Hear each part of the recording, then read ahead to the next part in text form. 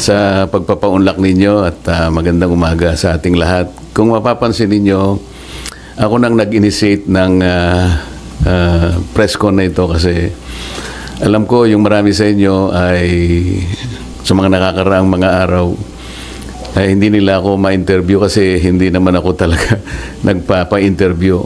Ngunit naisip ko na parang yung narrative hindi masyadong nagiging maganda. Gusto ko linawin ang maraming bagay na may kinalaman nga dun sa very short-lived na pangunguna ko sa Blue Ribbon Committee. Halos 3 investigations lang yung ating natapos at nagkaroon na nga ng development at yun naman ay alam na ninyo. Ngayon, dahil nga dun sa mga pangyayari na yan, meron akong gustong mga issue na dapat ituwid. Gusto kong unahin yung tungkol dun sa punta nung Bryce Hernandez sa custodial investigation sa Camp Crame. Sapagkat kung alam naman ninyo, yun ay na-cite natin in contempt dahil nga sa tahasang pagsisinungaling niya, harap-harapan, ipinakikita na namin sa kanyang mga dokumento, pati nga yung ginagamit niyang mga peking IDs na in-issue ng LTO. Pero ganun pa rin ang pagkakatanggi-tanggi niya. Napilitan kami na i-contempt siya at nailagay nga sa custody ng ating Sergeant at Arms. Kalaunan po nung ako po ay mapalitan na bilang chairman ng Blue Ribbon Committee, ay bigla nga pong hiniram yata si Bryce Hernandez ng ating House of Representatives. Ngunit nalaman ko na hindi naman siya ibinalik sa dating legal custody na dito nga sa ating Senado. Ang tinatanong ko po sa ating Senate President, naging kondisyon naman ang pagpapahiram niya yung madalian at ligtas na pagbabalik kay Bryce Hernandez pagkatapos ng hearing. So tinatanong ko lang naman po siya, bakit naman nanatili siya sa custodial center ng Camp Crame? Ang sagot po niya, alam na rin po ninyo, yun ay request ng Speaker ng House of Representatives. Na sa tingin po namin ay hindi naman yata tama sapagkat ang legal custody nga ay sa Senate. Ang sabi ko ay mukhang may sablay doon sapagkat muna yung kondisyon na ibinigay mo hindi tinupad. Pangalawa, kapag yun ay pinanatili mo sa Quezon City, sangayon na rin sa kanyang declaration, natatakot siya na pag ibinalik siya sa Senado, manganganib ang buhay niya. Parang binibigyan natin ng credence. Parang pinaniwalaan natin siya. Sa mga tweet, pagka siya'y nagsasalita rito sa Senado, parang hindi siya pinaniniwalaan. Pag nagsalita siya sa House of Representatives, tiwalang-tiwala ang kanyang sinasabi, puro totoo. Samantalang, puro kasinungalingan din naman ang kanyang sinabi. At nung kami magkaroon nga ng konting huddle nung bumaba siya sa session hall, sinabi ko sa kanya, Mr. President, dapat naman sana nakonsulta mo naman ako kung siya ay tuluyan mong ilalagak sa pangangalaga ng custodial center ng Quezon City. Bakit ko naman gagawin? Sabi niya, ako naman ang Senate President. Nakalimutan po niya na meron po tayong tuntunin sa Blue Ribbon Committee. Ito po ay nasa Article 6, Section 6, Paragraph C ng rules ng Blue Ribbon Committee. Kailangan po malaman ninyo. Ang sinasabi po ron, yung witness na cited in contempt may be ordered to be detained in such a place as may be designated by the committee alone. Meron pong option doon or with the concurrence of the Senate President. Sa mga tweet, yun lamang designated place by the committee alone, sapat na yun Kaya ko sinabi, dapat kinonsulta mo ko. Kaya lang, sabi niya, napalitan ka na Bakit pa kita kukonsultahin? Hindi po Nung kinumit niya sa Quezon City Custodial Center, na-monitor ko sa bilyonaryo at sa ibang mga pahayagan, Inquirer, mga 2:15, 1:30 to 2:15 p.m. ang nakalagay sa mga dyaryo. For the record, nung ako po inapalitan is about 5:24 in the afternoon. So ako pa rin ang chairman. So gusto ko lang linawin yun. Ang pangalawa po rito ay yung aking sulat sa DOJ na bilang nananatiling chairman noon ng ating Blue Ribbon Committee, nirekomenda ko po na siya ay makapag-apply sa Witness Protection Program. Sangayon po sa Republic Act 6981. Kasi po sinasabi rin po sa Section 4 na sinasabi na sa kaso ng legislative investigation in aid of legislation, yung witness po, upon his express consent, ay pwede siyang ma-admit into the program upon the recommendation of the Legislative Committee where his testimony is needed. So yun po yung aking ginawa. Ibig sabihin, lahat po ng aking ginawa na aksyon ay naaayon naman sa batas na umiiral. Provided that the recommendation is approved by the Senate President. Hindi nga po niya inapprove, kaya po yun ang tinanong ko sa kanya noong September 9 na po yata yun na nagkaroon kami ng session. September 10 na po yata yun. Ang sabi niya, kaya hindi niya inapprove, nabasa niya yung sinabi ng SOJ na kinakailangan ng mga diskaya ibalik nila yung kanilang nakuhang hindi kanila. Yun ang magiging policy ng DOJ para sa ganon ay ma-approve yung kanyang aplikasyon under the WPP.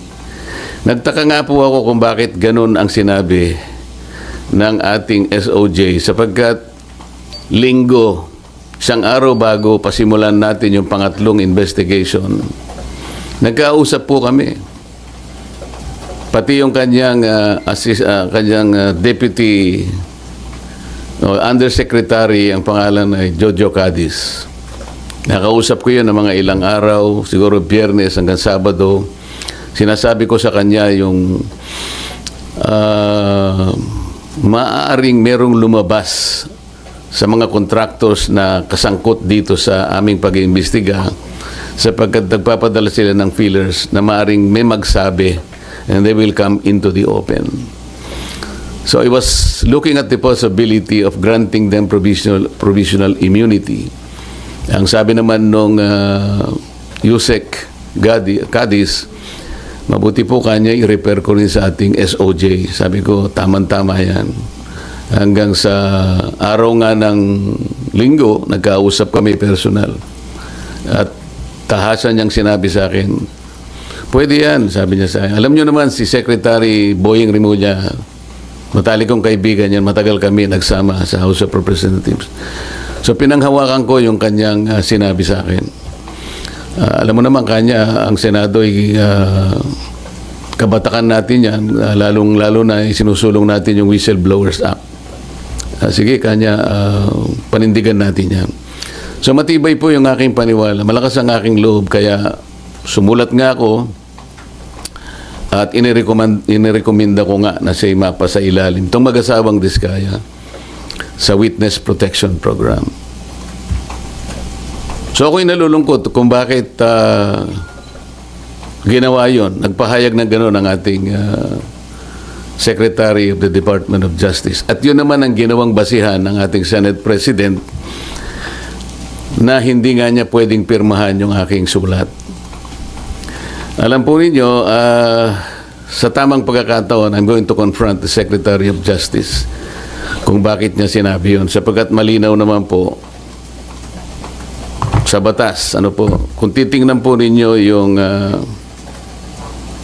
Section 3, isama na po ninyo yung Section 10 ng Republic Act 6981. Maliwanag po doon kung ano-ano ang mga requirements na kakailanganin para mapasa ilalim ng Witness Protection Program ang isang witness na nag-a-apply.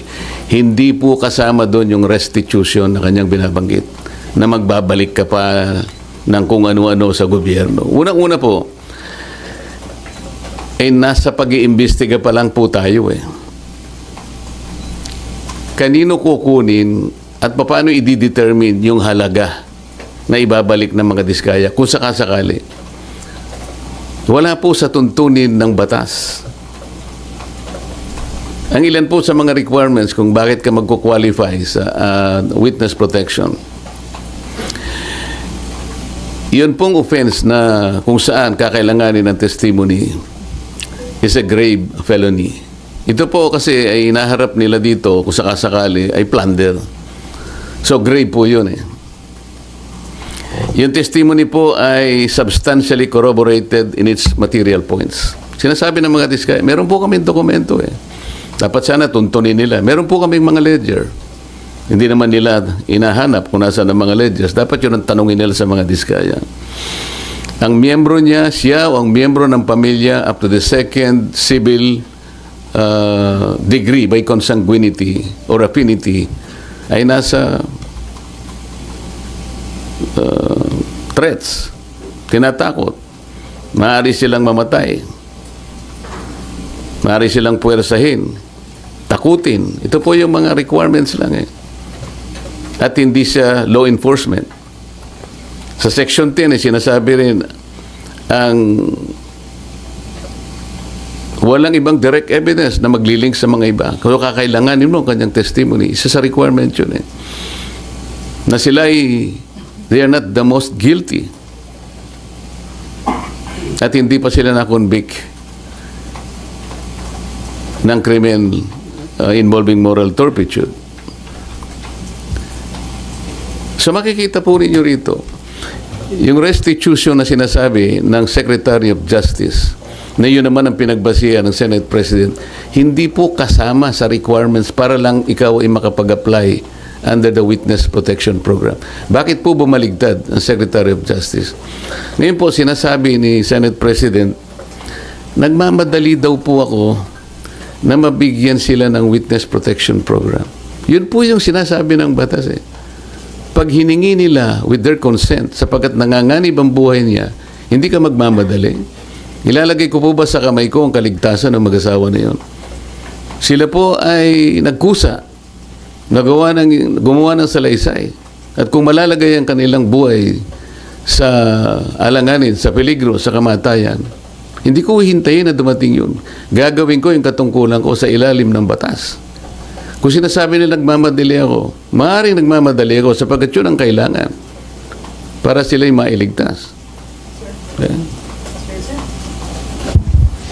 Sir, kaya nyo ba siya ini-apply sa Witness Protection Program? Sa tingin nyo ba, nagsasabi ng totoo yung mag-asawang diskaya? Kasi may mga observation na parang selective ang kanya lang pinangalanan yung samantalang year 2016 pa, as early as 2016, nag-DDPWH projects na sila, pero parang wala siyang pinangalanan doon sa...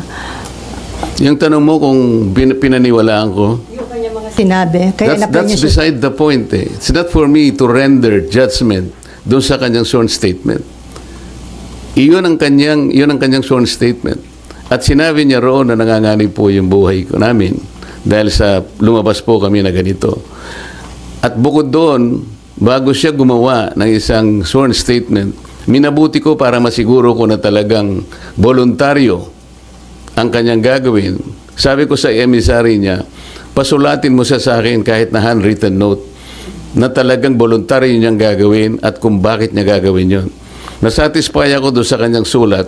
Kaya sabi ko, sige, sabihin niyo sa kanila, gumawa sila ng sworn statement. Hindi para sa akin na i-judge yung sworn statement.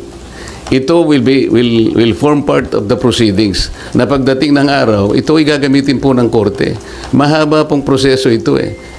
The Senate President already rendered judgment doon sa sworn statement. Dapat hindi po gano'n eh. Wala po kaming karapatan husgahan ang sworn statement ng isang taong gustong magpahayag ng kanilang saloobin, may kinalaman sa pag-iimbestiga nito. Pero sir, yung decision nyo na gawin siyang state witness... Hiningi po niya yun. At nasa batas po na kinakailangang ibigay sapagkat nanganganib nga yung buhay niya sang-ayon sa kanilang pahay. Nakikita ko rin po Sa tahanan nila, pinagbababato sila. Ano po ang gagawin ng isang chairman ng Blue Ribbon Committee? Sir, nakonsulta daw po ba yung mga miyembro ng Blue Ribbon o yun ay sariling decision nyo, sir? Paano kung kukonsultahin? Hindi ko nga alam kung maglalabas sila ng sworn statement. Nung ibigay nila sa akin yon, gabi ng linggo, nung makuha ko yung in a sealed envelope, wala na akong pagkakataon na bigyan ko ng kopya ang aking mga kasama. So dahil magsisimula ng alas 9, doon ko inihayag yung sworn statement. Hi, sir. Sir, Mean po from TV5. Sir, I Yes, need to ma'am. ask this, Kasi yung sinasabi, kaya daw po ang bilis ninyong inirekomenda maging state witness, nagkaayusan na. Would you want Sino to po comment? nagsabi nun? Sir, yun yung mga nag-circulating among netizens, sir, nung time na lumabas yung letter na... Sana po merong nagsabi talaga kasi mahirap mag-speculate ng ganun. Nagmadali po ako. Ako po, sinasabi ko sa inyo ang katwiran ng dapat magmadali. Yun po yung yun po yung sinasabi ng batas. Binasi ko po sa batas lahat ang aking ginawa. At hiningi po nila at sa aking palagay po ay nanganganib nga sila sapagkat marami silang binanggit na mga pangalan at nakikita ko rin naman kung anong ginagawa ng mga tao sa kanilang sariling tahanan. Hindi po ako pwedeng magbakasakali. Ayokong ilagay sa kamay ko yung kaligtasan nila. Kung hindi ko po ginawa, ako po ang nasisi. Baka iba po ang tanong nyo sa akin ngayong umagang ito. Sir, since malinaw at matibay po pala yung sandigan kung bakit nyo ginawa ito, would you seek audience with Senator Ping as the new Blue Ribbon Chair para po makiusap or paliwanag sa kanya ba't kailangan maging state witness yung Discayas? Alam ko po, alam niya ang tuntunin ng ating mga batas. Iyon po ay sinasaalang-alang ng batas. Hindi po ako naniniwala na hindi nila alam. Babasahin lang po nila yung Republic Act 6981. Nandun po yung mga provision. Sino-sino ang pwedeng mag-apply. Ang requirements po, sila po ba ay covered ng mga requirements? Sila po ba ay pasok do sa